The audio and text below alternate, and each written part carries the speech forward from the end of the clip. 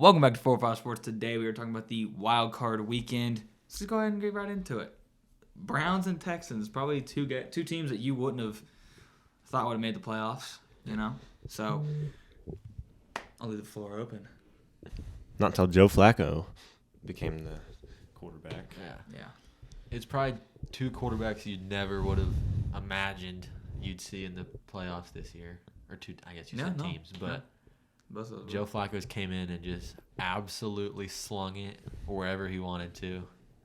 And they looked. And their defense has been as good as any defense in the league. So Texans got a handful. Yeah. We got the line at -2.5 to Cleveland while going to Houston. I think Texans might be just a little bit young, and that Browns defense is really, really good. So I like where the line's set. I'm gonna go. I think the Browns got it by one score. I think the Browns' defense is too much, even though CJ's had a great year.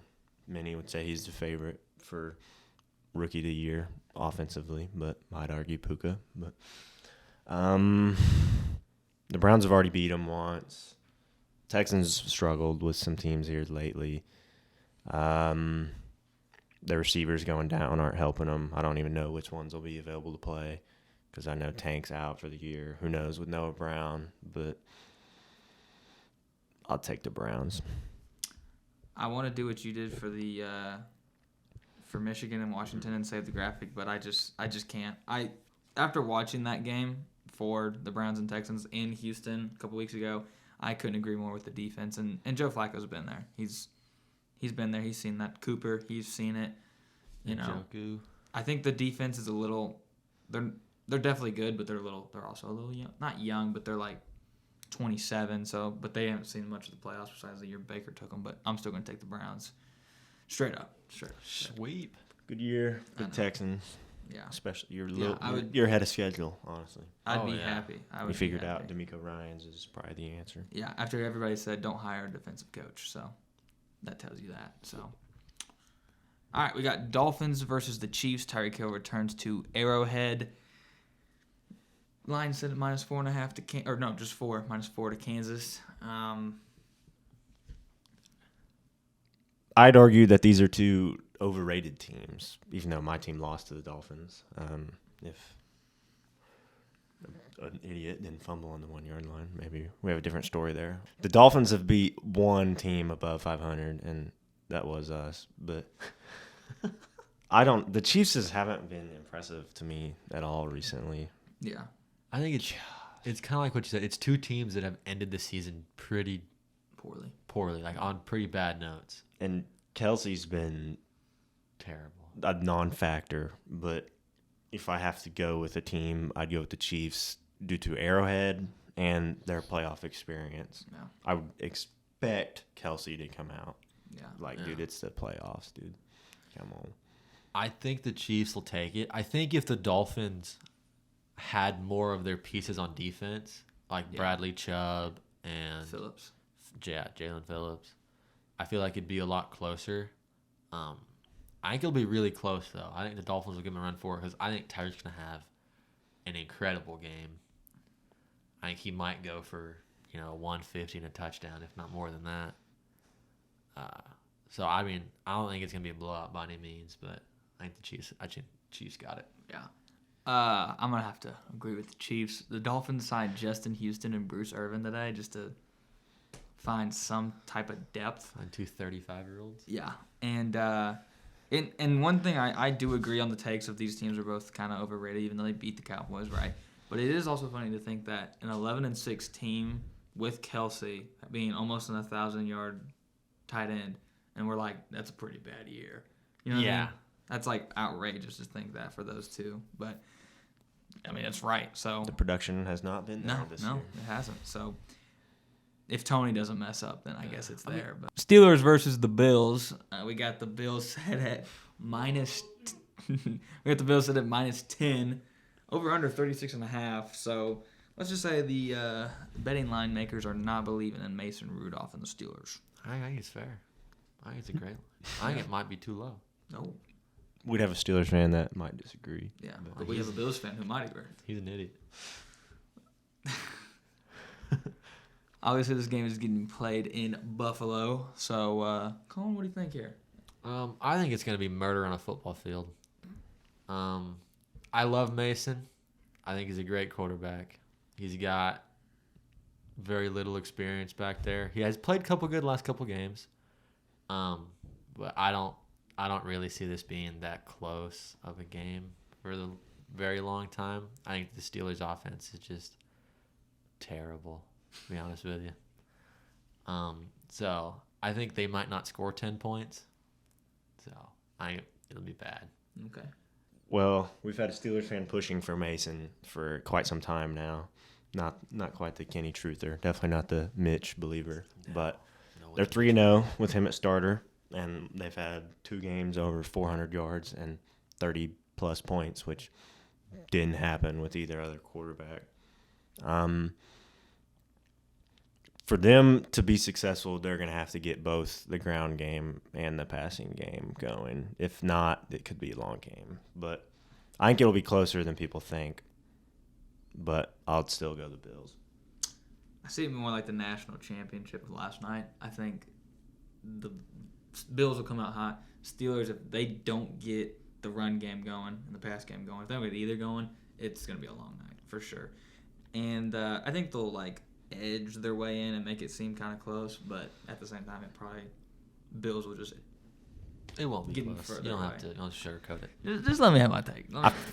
I feel like Steelers fans are rooting for the Dolphins because they may have a better chance against the Chiefs, who've struggled more on offense this year. But that's true.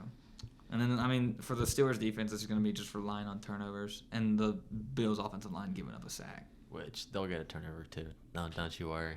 Josh will throw in the wrong direction. Yeah. So I'm gonna stick with the Bills though. So it's just not looking good. We got 3 sweeps. 3 sweeps.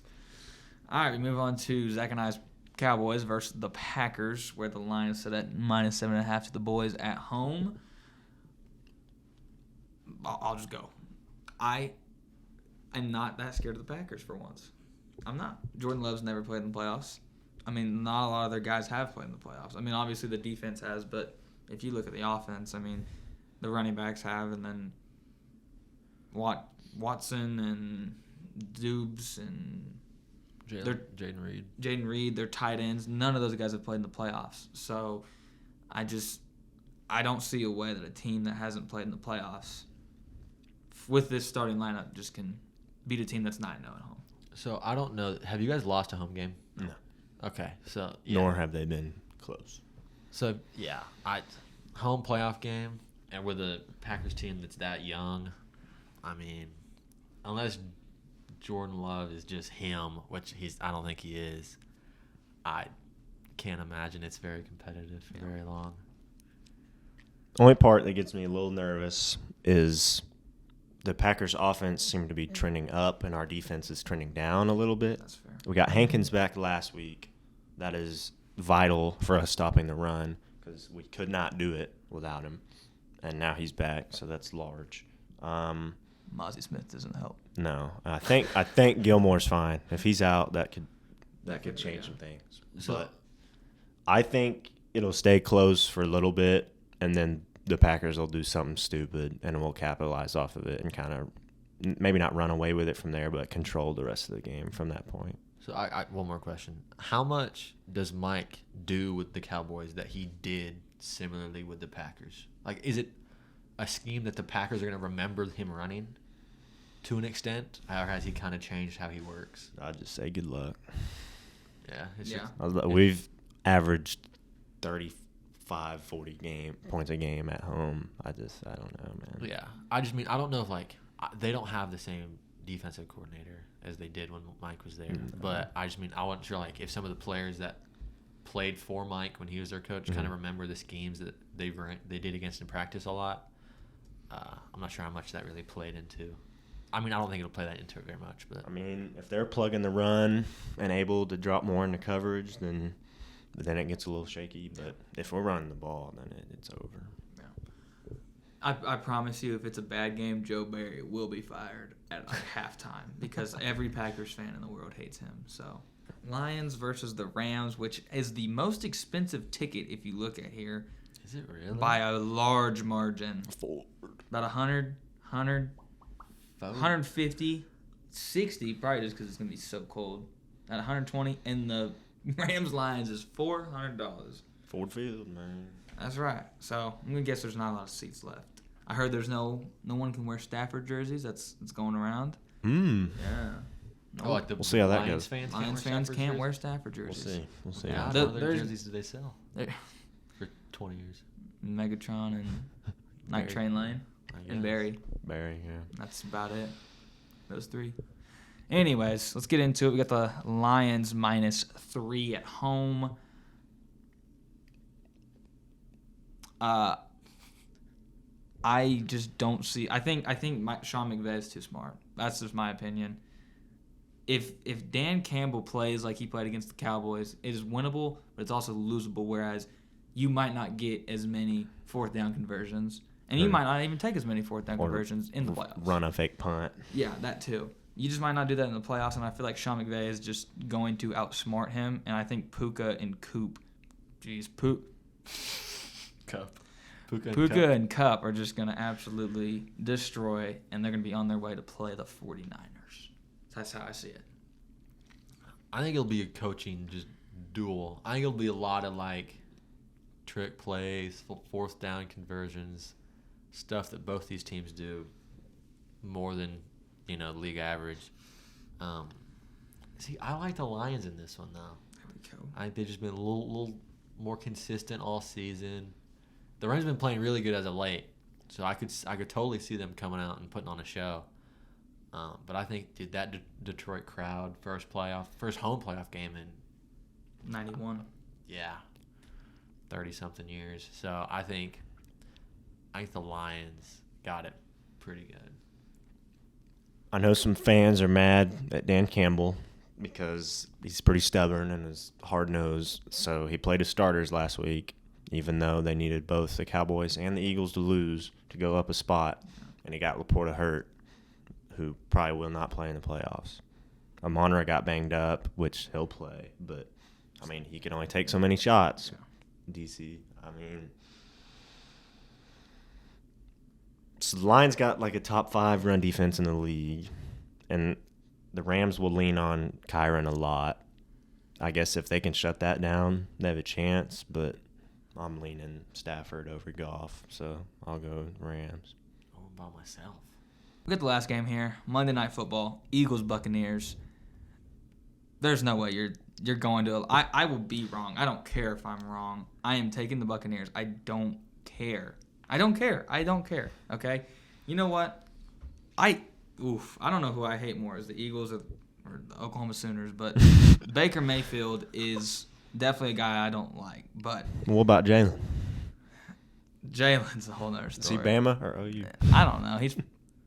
I don't know. He got benched at Bama, so who knows? But I'm gonna be pulling for the Bucs. I am, plain and simple. I think I know that the Eagles beat them 2 years ago. No. I beat him this year too. Or no, I'm sorry. The Bucs beat them 2 years ago, but that was with Brady, obviously, in a whole different system with Bruce Arians and stuff. This is whatever. What's his new name? What's his name? Bowles. Todd Bowles. I can't see myself picking the Eagles. So I'll split the Buccaneers picks. I'm gonna go the Eagles. I think it's about time they kind of turned it back on. They've been terrible for the last 7 weeks. Gone 1-6. I mean, they've just got too much playoff experience for me not to think that they won't beat a Buccaneers team that's been okay all season. The Bucs can protect Baker because he got a little hurt last game, and I don't know how that'll affect him this game. But if they let him sit back there and throw the ball around, they'll get beat. Mm-hmm. But I don't know why I thought I was in Philly. That may make. I think the Eagles will figure it out and win, but I don't think it'll be high scoring or anything. 43.5 is over under. We'll see about that. Yeah, but you also got to think I'll root for the Bucs because I'd rather play the Bucs second round. But Eagles are banged up as well, though. If you think about They it, are. with with AJ, and Swift is sick, and then Jalen with the middle finger. But obviously, I'm not. I hope they're not. I hope they're fine. I hope they're completely fine. I don't want injuries on guys. That's just not right. But Full strength, baby. yeah. Thank you guys for watching the video. Don't forget to like and subscribe. Comment down below who you think is going to win the Super Bowl. Thank you for watching. Bills.